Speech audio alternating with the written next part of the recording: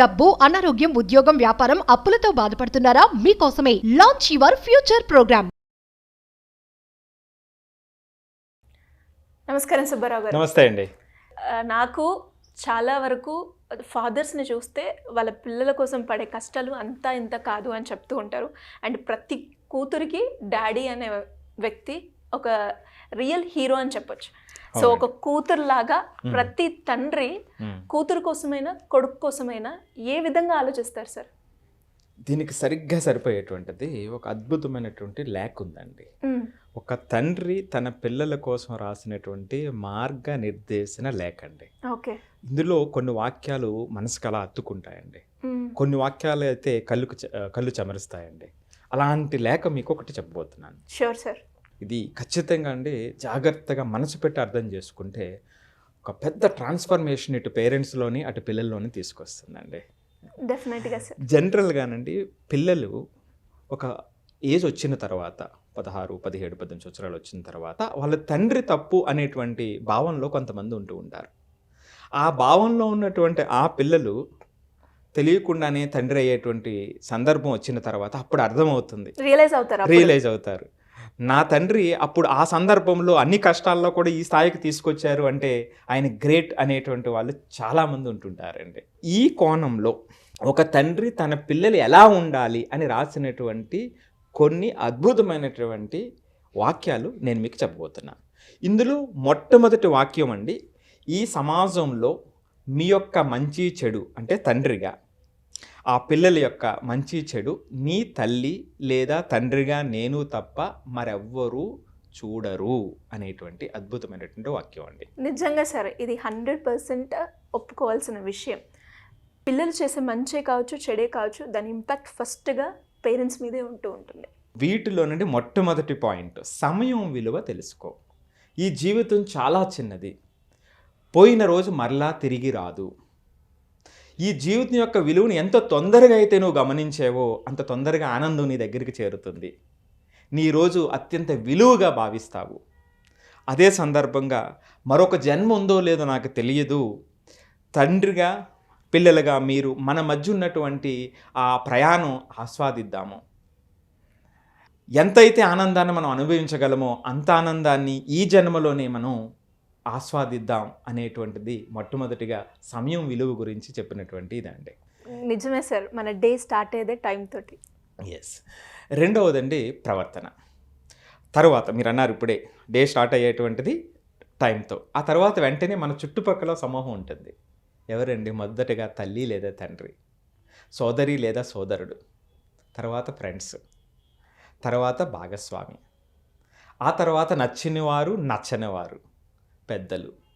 So వీళ్ళు ఎడల మనం ప్రవర్తించేటువంటి తీరు మన ఆనందాన్ని డిసైడ్ చేస్తుంది, మన రోజును డిసైడ్ చేస్తుంది.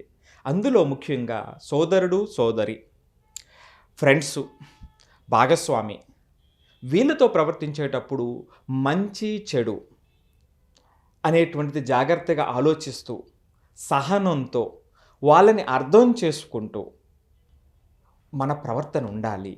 ఎందుకంటే అండి చాలా అద్భుతమైనటువంటి వాక్యం ఇది. ఎందుకంటే మన యొక్క ఆనందం అనేది భౌతిక వస్తువుల మీద ఆధారపడి ఉండదండి.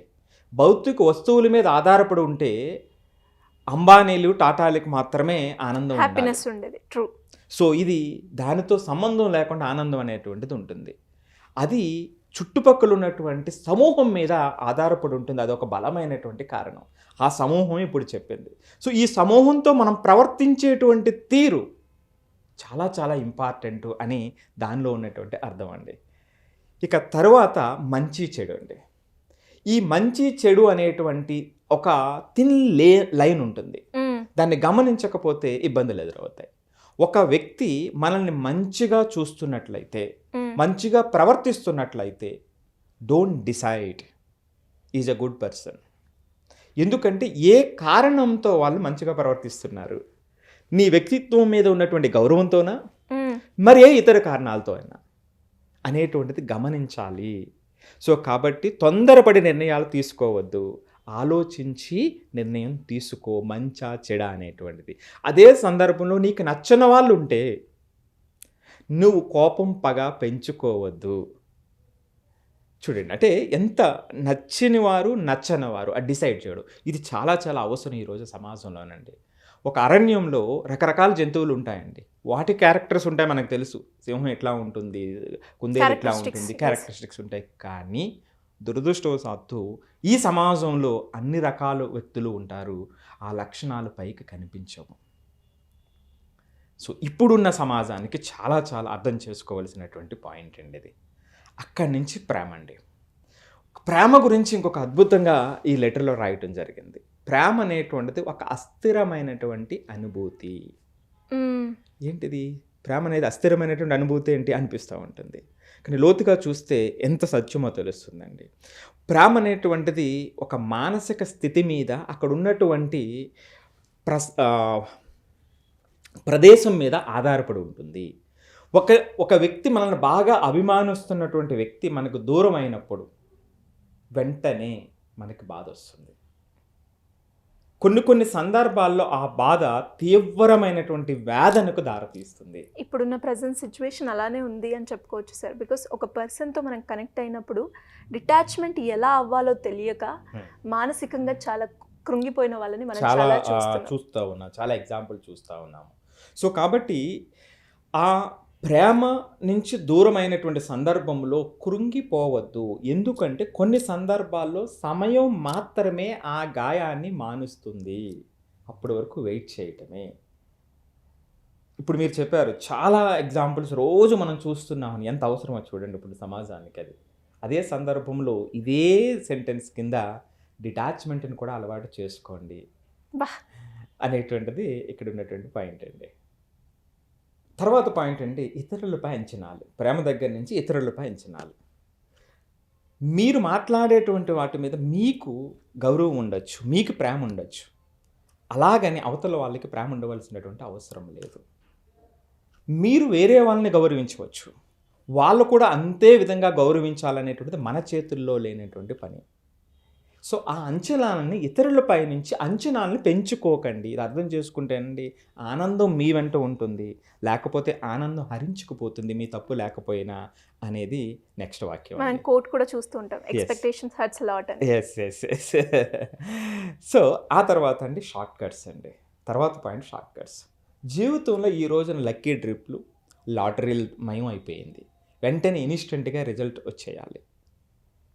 జీవితంలో అలా జరగదు. విజయానికి రాజమార్గం అంటూ ఏమీ ఉండదు. నీ యొక్క నిరంతర ఒక మెట్టు తర్వాత ఇంకొక మెట్టు ప్రయాణం జరగాల్సిందే. సో ఆ జరిగేటువంటి క్రమంలో నిన్ను నువ్వు నెక్స్ట్ లెవెల్కి మలుచుకొని ముందుకు వెళ్తావు. సో కాబట్టి షార్ట్ కట్స్ వెనకాల పరుగు పెట్టవద్దు అనేటువంటిది నెక్స్ట్ పాయింట్ అండి. అక్కడి నుంచి నెక్స్ట్ పాయింట్, జ్ఞానమే నీ ఆయుధం. కొంతమందికి అండి, చాలామంది పిల్లల్లో సహజంగా ఫలానా వ్యక్తి పెద్దగా చదువుకోలేదు కానీ ఈ స్థాయిలో ఉన్నాడు అంటారు. దాని అర్థం ఆయన చాలా స్పష్టంగా రాసినటువంటిది లెటర్లో. దాని అర్థం చదువుకోకపోతే విజయాన్ని సాధిస్తావని కాదు, వాళ్ళు ఆ ప్రయాణంలో సాధించినటువంటి జ్ఞానం ఇంపార్టెంట్, అది చాలా చాలా ఇంపార్టెంట్, నేర్చుకున్న లెసన్స్ ఇంపార్టెంట్. సో అది మన జీవితాన్ని డిసైడ్ చేస్తుంది. సో ఆ జ్ఞానాన్ని సంపాదించాలి. ఆ జ్ఞానం సంపాదించినప్పుడు నువ్వు ఈ రోజున సామాన్య స్థితిలో ఉన్న లేక భేద స్థితిలో నుంచి ఐశ్వర్యానికి వెళ్ళాలన్నా, బాధ నుంచి ఆనందాన్ని పొందాలన్నా ఆ జ్ఞానమే నీకు ఆయుధం. జ్ఞానం లేకుండా మన జీవితం అనేటువంటిది అర్థవంతం కాదు అనేటువంటిది నెక్స్ట్ పాయింట్ అండి. అది ముగింపు అన్నమాట అండి ఆ వాక్యంలో. ఇక చివరి పాయింట్ అండి, చాలా వాస్తవంగా పేరెంట్స్ ఇటు పిల్లలు అర్థం చేసుకోవాల్సినటువంటి పాయింట్ అండి. ఆ తండ్రి ఏమని రాస్తాడంటే, వృద్ధాప్యంలో నేను మీ నుంచి ఏమీ ఆశించను. మీరు ఒక స్థాయికి వచ్చిన తర్వాత మీరు తల్లిదండ్రుల నుంచి ఏమీ ఆశించవద్దు. మీ పెద్ద అయ్యాగా మీ బాధ్యత మీదే. మీరు ఏ స్థాయికి వెళ్తారనేటువంటిది మీ చేతుల్లోనే ఉంది. మీరు సైకిల్ మీద ప్రయాణం చేస్తారా, కారులో ప్రయాణం చేస్తారా, విమానంలో ప్రయాణం చేస్తారా అనేటువంటిది మీ చేతుల్లోనే ఉంది. సో కాబట్టి మీరు ఈ క్రమంలో ఈ జీవితంలో ఇప్పుడు చెప్పినటువంటి పాయింట్స్ ఏవైతే ఉన్నాయో వీటి ద్వారా మీరు ఆర్జించేటువంటి జ్ఞానం, ఇతరుల మీద మీకున్నటువంటి ప్రవర్తన, ప్రేమ డిటాచ్మెంట్ మధ్య ఉన్నటువంటి సన్నని గీత ఏదైతే ఉందో దాన్ని అర్థం చేసుకోవటం, నచ్చని వారు నచ్చిన వారు ఇద్దరి మధ్య మీరు చేసేటువంటి ప్రయాణం, షార్ట్ కట్స్కి వెళ్లకుండా జ్ఞానమే ఆయుధంగా మీరు చేసేటువంటి ప్రయాణమే మీ యొక్క లక్ష్యాన్ని నిర్దేశిస్తాయి, మీకు ఆనందాన్ని చేరువ చేస్తాయి. అంతేకాకుండా ఆ జీవితం యొక్క విలువను మన దగ్గరికి తీసుకొచ్చి ప్రతి క్షణంలో ఉన్నటువంటి మాధుర్యాన్ని మీకు అందిస్తుంది అని ఈ యొక్క లెటర్ చెప్తున్నటువంటిది ముగింపండి. నిజంగా సార్, ఒక్కసారి కనుక మీరు చెప్పిన ప్రతి ఒక్క పాయింట్ ఇన్ డెప్త్గా కనుక సెన్స్ చేయగలిగితే ప్రతి ఒక్క దాంట్లో చాలా మీనింగ్ ఉంది. అంటే ఒక్కొక్క స్టేజ్లో కూడా అంటే మనము మన బిహేవియర్ ఏ విధంగా ఉండాలి, మంచి చెడుని ఎలా గుర్తుపట్టుకోవాలి, అండ్ ఆ తర్వాత ఈ మధ్యకాలంలో మనం ఎక్కువగా చూస్తున్నాం ప్రేమ డైరెక్ట్గా వెళ్ళిపోతున్నాం, అందులో ఇన్వాల్వ్ అయిపోయి అందులో నుంచి రావడానికి ఎన్నో అవస్థలు కొన్నిసార్లు జీవితాలు కూడా లాస్ అవ్వడం కూడా మనం చూస్తూ ఉన్నాం. ఇలా చెప్పుకుంటూ పోతే ప్రతి ఒక్క పాయింట్ కూడా చాలా మీనింగ్ ఉంది. అండ్ మన లైఫ్ ట్రాన్స్ఫార్మ్ అవ్వడానికి, మనకు ఒక మంచి రిజల్ట్, మనం కూడా ఒక చేంజ్ ఓవర్గా కనిపించాలి అంటే ఈ లెటర్ ప్రతి ఒక్క నాన్న కూడా సెన్స్ చేస్తారు. దాంతోపాటు నాలాంటి కూతుర్లు అయితే ఈజీగా ఒకసారి నాన్నని తలుచుకొని, నాన్న అసలు నిజంగా ఒక ఎమోషన్ ఉంటుంది కదా సార్, మీరు కూడా ఇలానే ఫీల్ అవుతున్నారా అని ఖచ్చితంగా అడిగే తండ్రిని గుర్తు చేసుకునే సందర్భం ప్రతి అమ్మాయి అబ్బాయి కూడా. Yes sir. సో ప్రతి ఒక్కరికి కూడా ఈ వీడియో ఎస్పెషల్లీ ఒక డాడీతో కనెక్ట్ అయ్యే ఒక ఎమోషన్ ఉంటుంది, ఆ ఎమోషన్ ఇందులో నేను చూడగలిగాను. Anyways wonderful sir, thank you so much అండి. సుమన్ టీవీలో మీ పర్సనల్ అండ్ బిజినెస్ ప్రమోషన్స్ కోసం కింది నెంబర్కి కాంటాక్ట్ చేయండి.